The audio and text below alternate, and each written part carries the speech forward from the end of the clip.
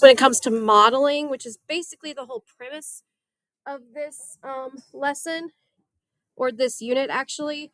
So that's kind of what we're going to be kind of working through. So I'm on page 21. That's the page I'm on. So page 21.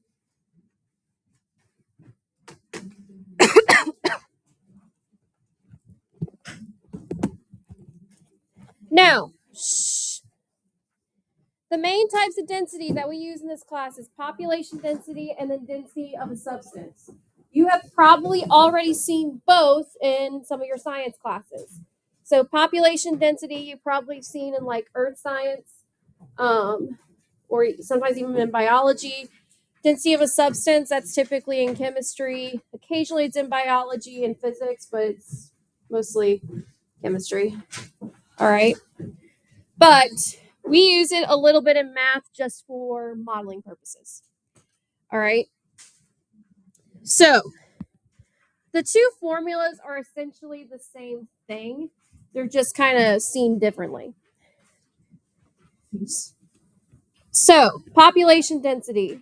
All right. It's the measure of the number of items, so people, bacteria, trees, etc., per unit of area. All right. So in other words, this is the main formula. Density is equal to population over area.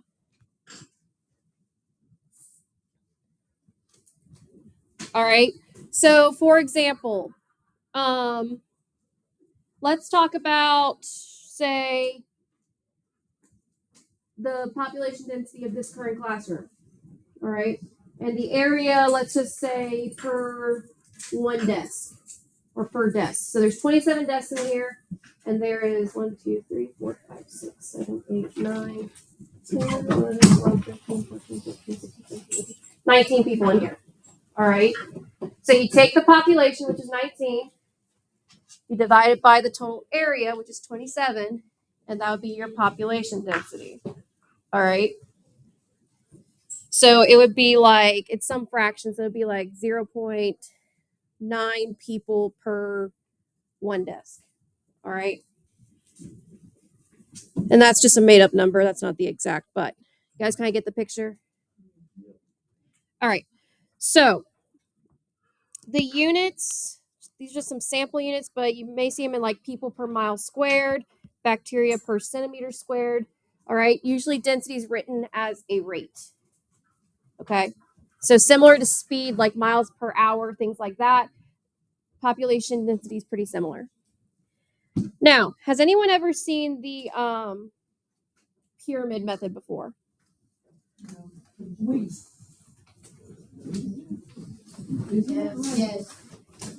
So this is just a good way to remember which formula to use. All right. So population would be at the top. And then you have density and area. And how it works is that whichever one you're trying to find, that's the piece that you cover up in the pyramid. And that's the formula that you use to find it. All right. So for example, if we were going to find density, I cover up P. All that's left is P over A. So population over area. Yep. Exactly the scientific thing. If I wanted to find the population, since the D and the A are next to each other, you do density times area. All right.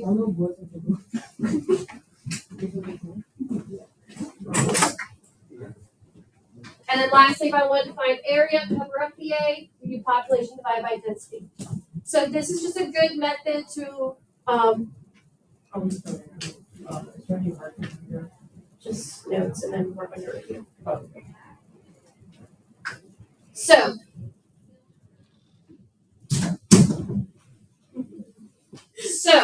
in other words, guys,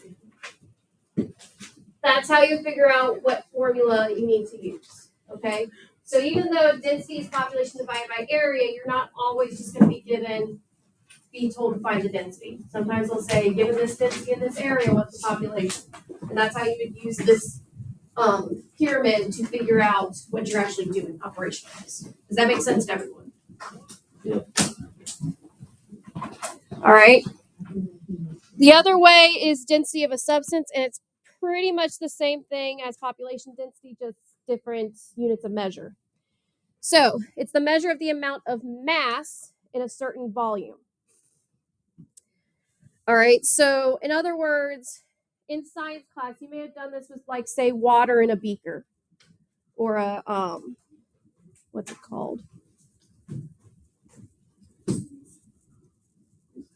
Yeah, let's just say beaker. All right, so let's say that the mass was, you take the mass of the water and you divide it by the amount of volume that the beaker can hold, and that's your density of the substance. All right. So, similar formula to population density. Density is mass divided by volume. Mass is similar to population, volume is similar to area. It's basically what we're looking at divided by the amount of space we have. All right. And this would also be, some samples would be grams per centimeters cubed and pounds per inches cubed. All right. So the pyramid, pretty similar. Mass would be on top. Density and volume would be on the bottom. So just like with the top pyramid, to figure out what you would do, if you're trying to find density, you'd cover up the D. You have M over V. That's how you find density. If you're trying to find the volume, cover up the V. You're left with M over D. If you're trying to find the mass, cover up the M. D times V. Okay? Does that all make sense? Yep. All right. So let's actually try some practice problems here. So the density of the American white oak tree is 752 kilograms per cubic meter. If the trunk of the American white oak tree has a circumference of 4.5 meters and the height of the trunk is 8 meters, what is the approximate number of kilograms of the trunk? Okay, so first off, let's just break down what important information we were given. So someone raise your hand and tell me one important piece of information that I need. See you tomorrow.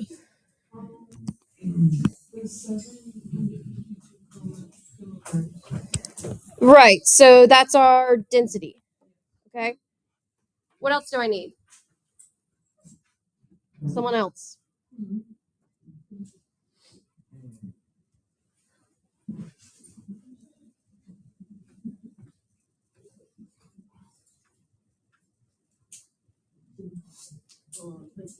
Pull out the wheel. Pull out the.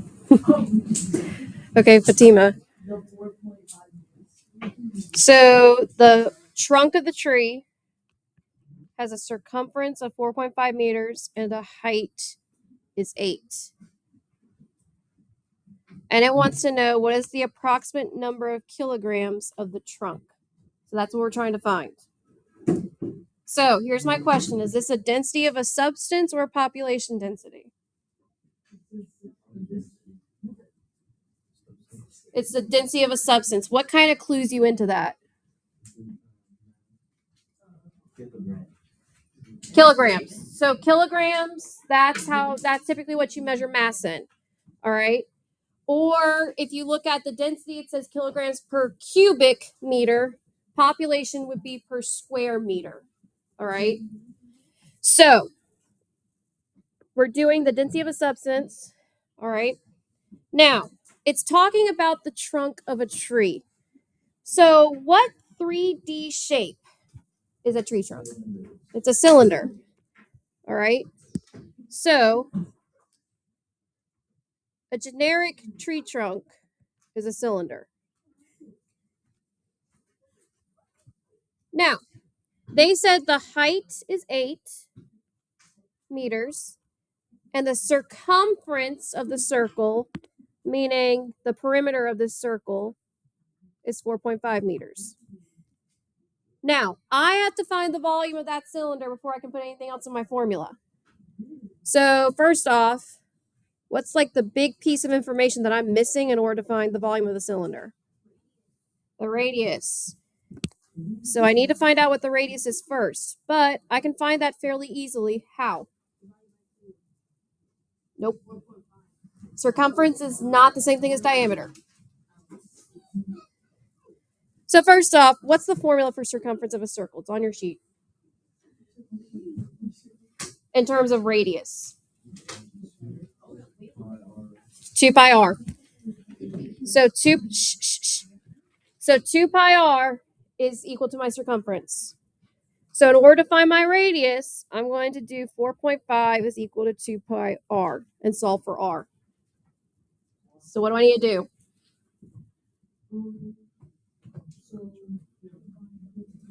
Divide by 2, and even though it's a weird symbol, is pi still a number? Yes. Yes. So we're dividing both sides by 2 pi. So that goes away. Now, put that in your calculator and let's just go to the nearest whole number. All right. So do 4.5 divided by 2 pi and tell me what is to the nearest whole number. 7. So we're saying our radius is 7 meters. All right.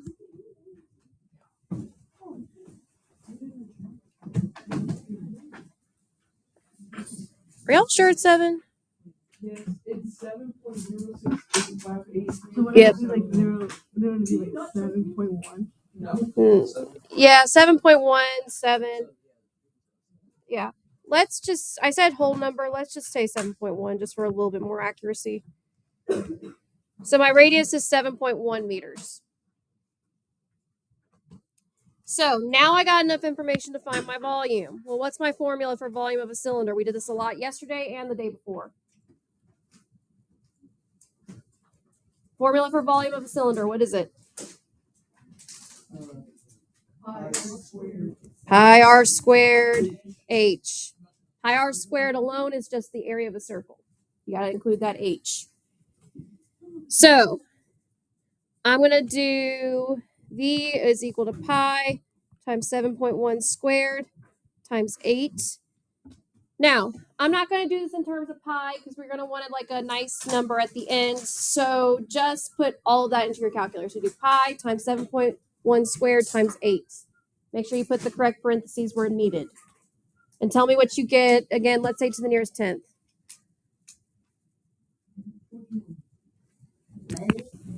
Nearest tenth.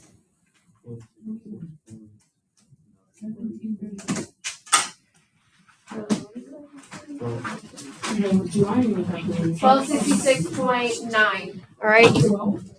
So you should get approximately 1,266.9. You need square root. I know, but I didn't know how to put it on there. I just figured that out. And I forgot how to do it already. All right, so this is 1,266 meters cubed. So now we're trying to find our mass. So what we're trying to find is the mass of the tree trunk. How do you think I'm going to find it?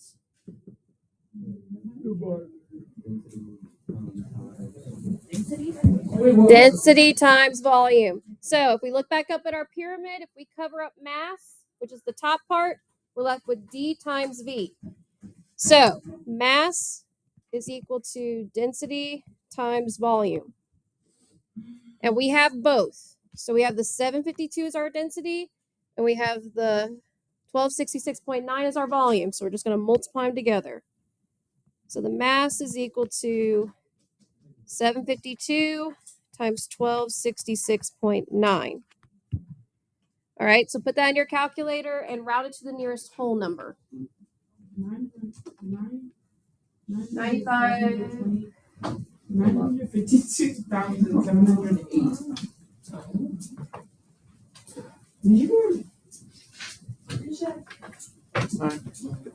$952,708. Yeah. Are your phone number? So there's a whole number. 952,709. All of your fucking. You better watch that mouth.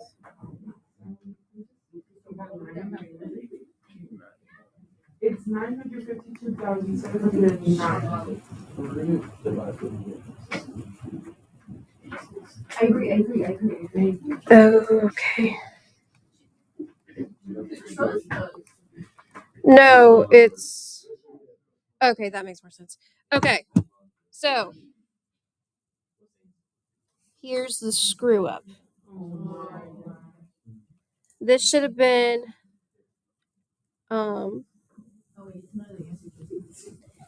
yeah. This should have been 0.71 or 72. Because what you should have done is in your calculator, and I didn't catch it either, in your calculator, you should have put parentheses around the 2 pi. Because what it did is 4.5 divided by 2 times pi. That's how I read it. Like I said, calculators can be dumb. All right. So the radius is actually this. So if I just rewrite this,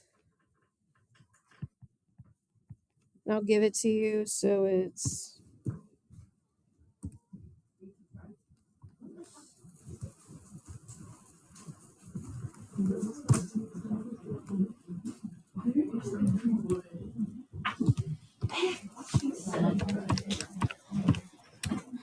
It's Monday, it's National Security. all right. So this volume, I thought that looked wrong. So this volume is 13.03. All right. So just change those numbers. Again, that was my fault. I didn't catch it either. So this volume is, because basically y'all did everything right. It was just that one calculator input error. Okay. This is why you gotta be careful with your calculators. All right. So if you do 752 times 13.03, what do you get to the nearest whole number?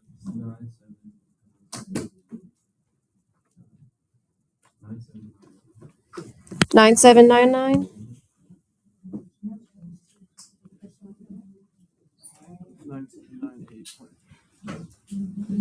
90. Yeah. Now, it's not going to be exact because, again, we did some rounding stuff.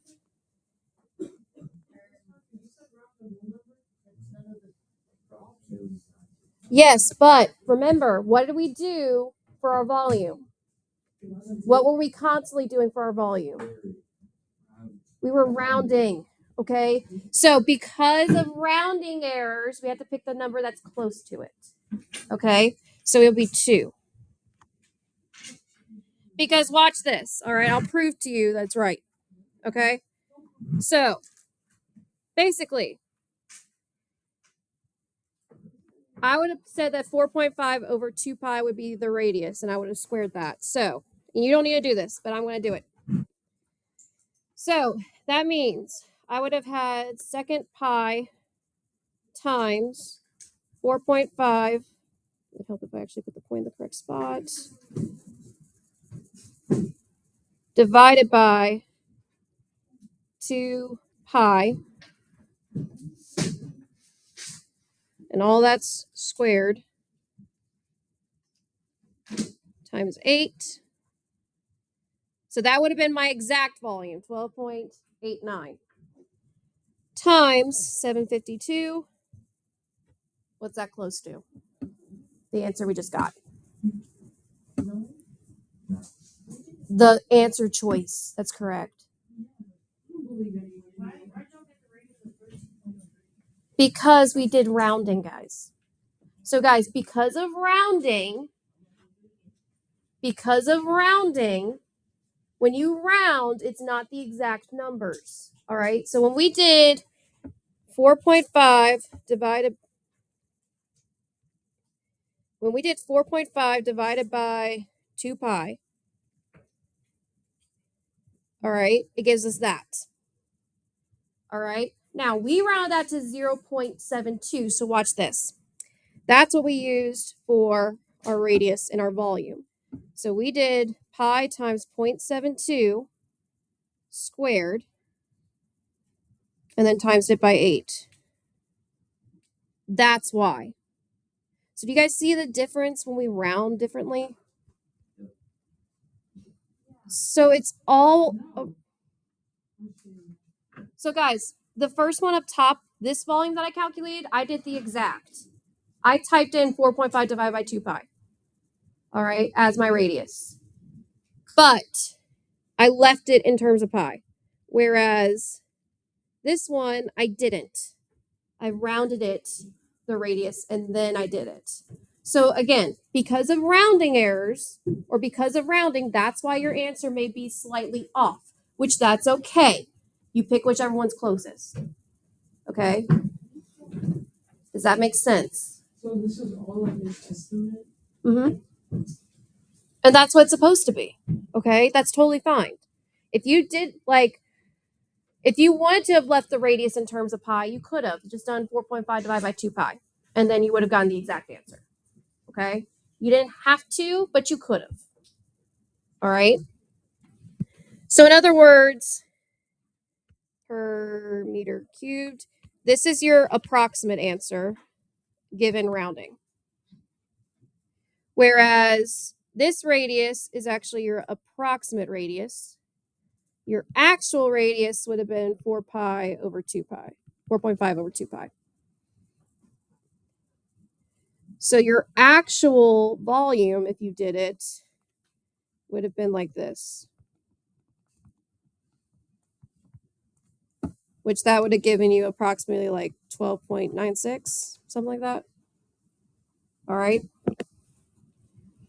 So do you guys see the difference between rounding in the middle of it versus rounding at the end? So again, it doesn't matter. Like, that's fine. You just have to recognize that because of rounding, your number is going to be slightly off. All right. Those little tiny decimal places matter. All right. Does that make sense to everyone? So yeah, this would be our exact answer. And that's our approximate answer. Which again, that's fine. And it's because of rounding. Any questions on that? No. Did I just confuse the ever-loving bejesus out of you? Yeah. Okay, so basically, big takeaway, rounding does mess with your answer. All right, so when in doubt, round it at the end. Okay? If you want it to be the closest to the exact answer, round at the end. Put everything in terms of pi until the end. All right? Okay, next one. A snow cone consists of a paper cone completely filled with shaved ice and topped with a hemisphere of shaved ice. As shown in the diagram below, the inside diameter of both the cone and the hemisphere is 8.3 centimeters. The height of the cone is 10.2.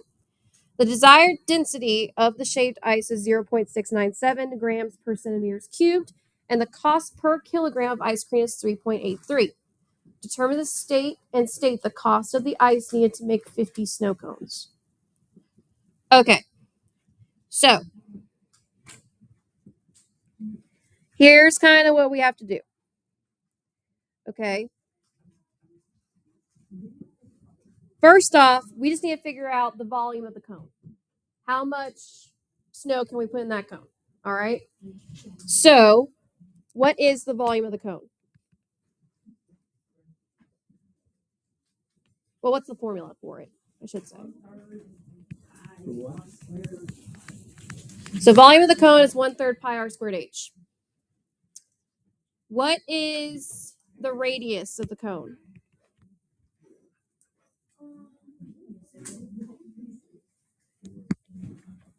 It's what? 4.15. Good.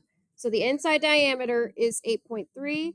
So that means the cone, the radius itself is 8.3 divided by 2, which is 4.15. And that's not rounding, that's exact. The height is what? 10.2. All right. So we're going to put it into the volume formula. So 1/3 pi times 4.15 squared times 10.2. And you know what? We're going to leave this in terms of pi. So do me a favor, put 4.5 squared times 10.2 in your calculator. Tell me what you get.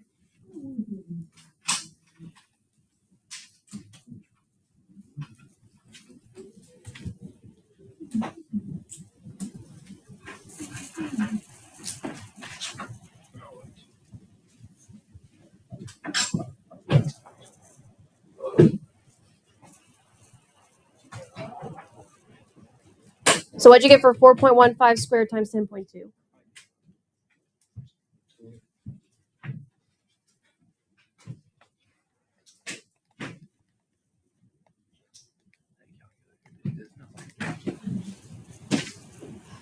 So what'd you guys get? 182. Okay, so here's what I wanted, guys. I just wanted you to put in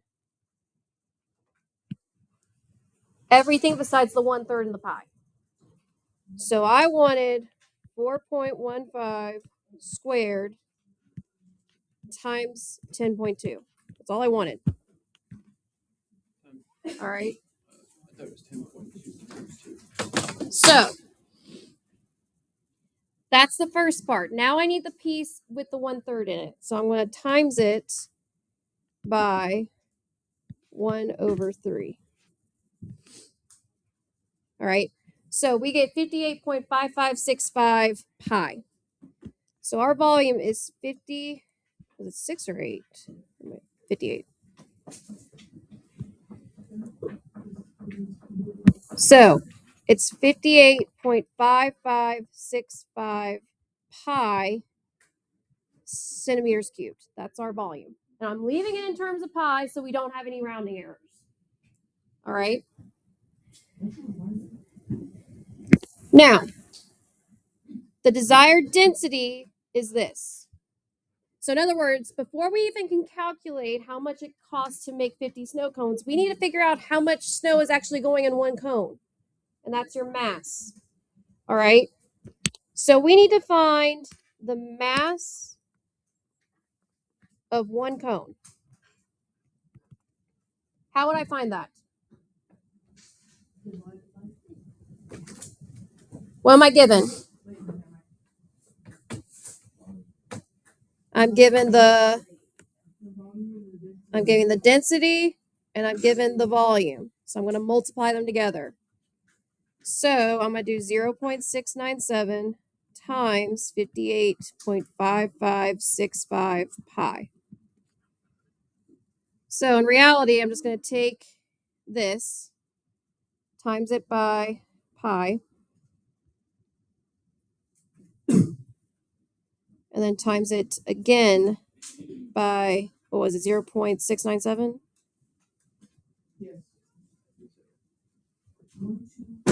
So it'd be 128.222 something. Now, that would be what, so this would be approximately 128.2 grams. That's how much goes in one cone. So one cone, that's how much snow's in it.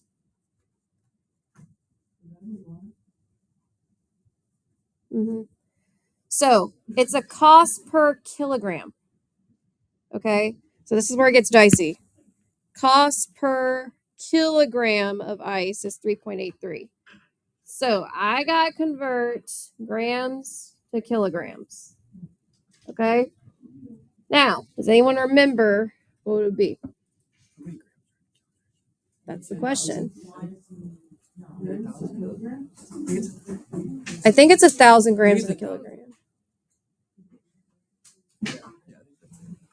Well, we can always Google our way out too. How many grams in a kilogram? 1,000. Okay, that's what I thought. So there's 1,000 grams in 1 kilogram. So there's 1,000 grams is 1 kilogram. So I need to find out how many kilograms one cone is, or I can find out how many grams are in 50 snow cones first and then figure out how many kilograms that is. So I'm not dealing with decimals. Okay. So what I'm going to do is I'm going to times this by 50. So I get the 50 snow cones. Now, so I have the most exact answer possible. I'm going to keep the number that I've already found before rounding. All right, this is a trick that you can use in your calculator. And I'm just going to hit times 50 so that I'm multiplying the answer to our closest. All right. So this would be approximately 64 and 11.03 grams. So in 50 snow cones, we have approximately 64. What did I say? 60? 11. Not even close.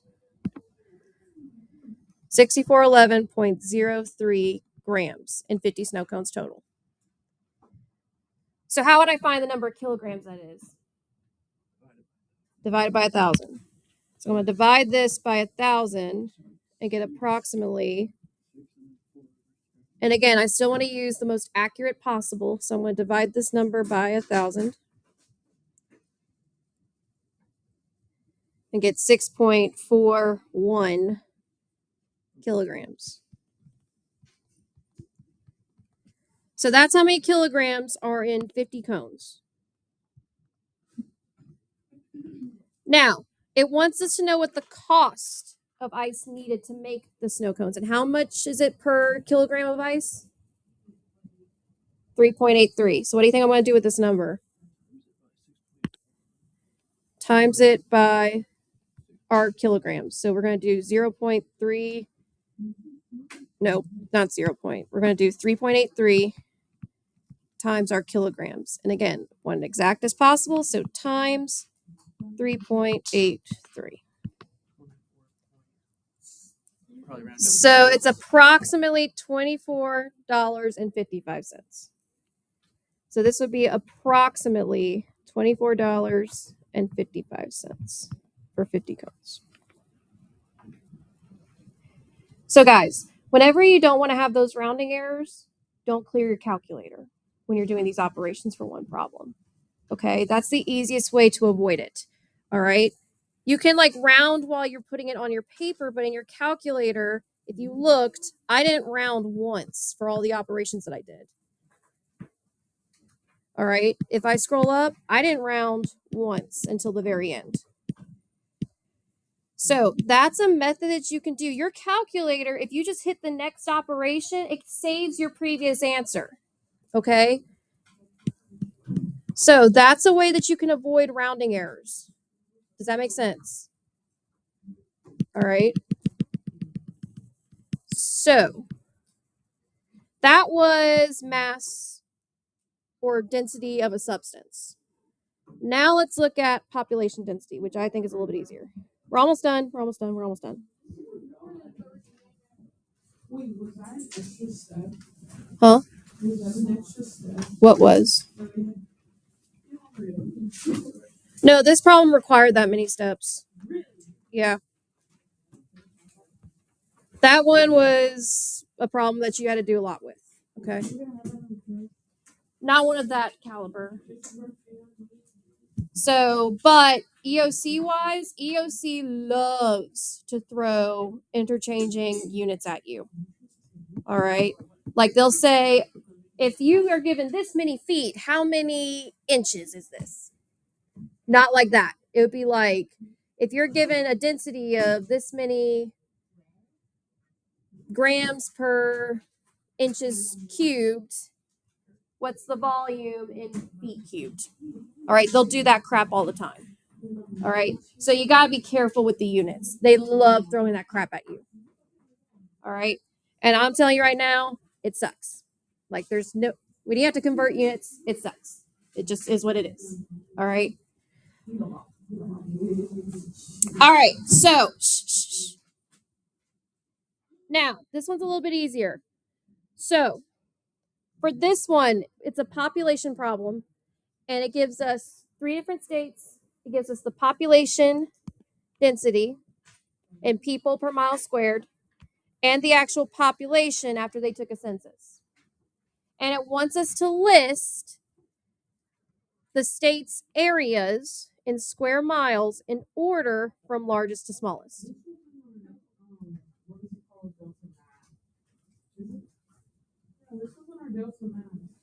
Well, yeah, because I told y'all don't do that part yet yesterday because you wouldn't know how to do it. All right, so just recall the pyramid for population. So it's P, D, and A. So PDA, public display of affection, right there. That's how you remember it. All right. Okay, so so they give us the population, they give us the population density. So what do you think I'm going to do to find the area specifically? How do I find the area? So if I cover up the A, what am I left with?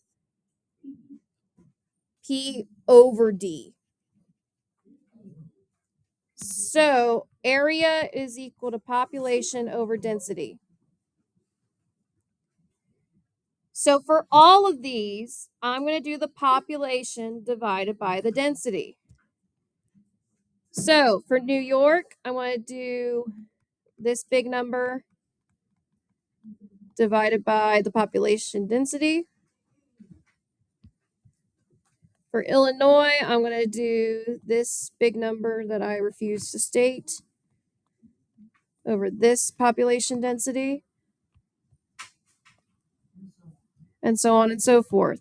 So what you guys need to do is we're going to go down the line and we're going to write out the approximate area.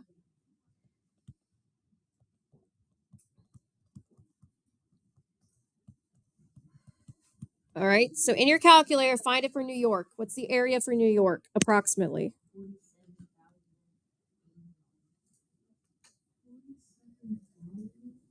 So it'd be 47,000, what? 089. Is there any decimal? Is that it?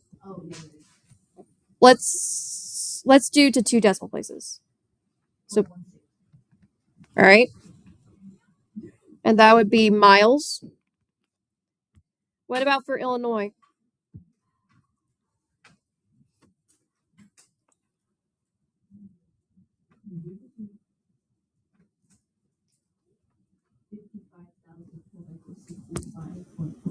$55,465.40. All right. What about Pennsylvania?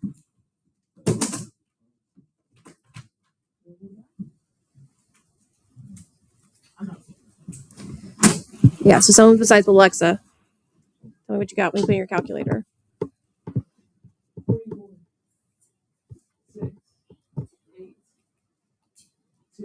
Well, Alexa's pretty much telling you, so someone else.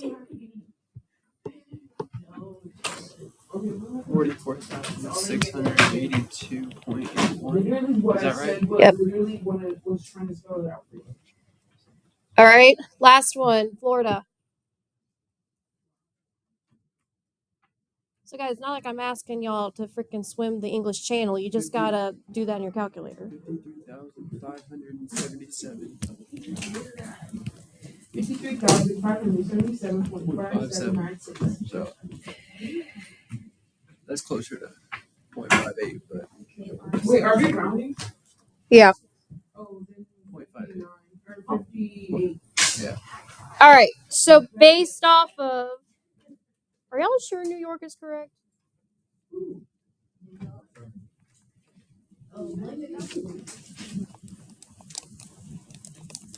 Let me check it out. Yeah, that's right. Okay, so in order from largest to smallest, what comes first? Illinois. What comes next? Florida. What comes next? New York and Pennsylvania. So this will be your answer.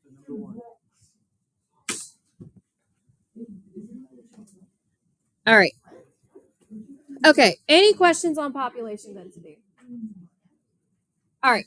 So we're going to call it there. Do I need to do any more problems? Or are you guys pretty good? All right.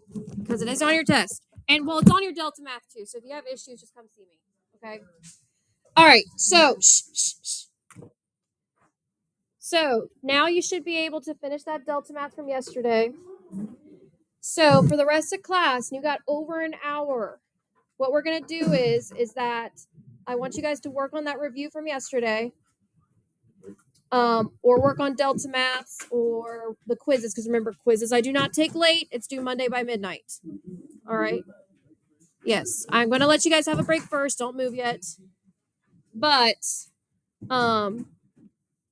The key is already posted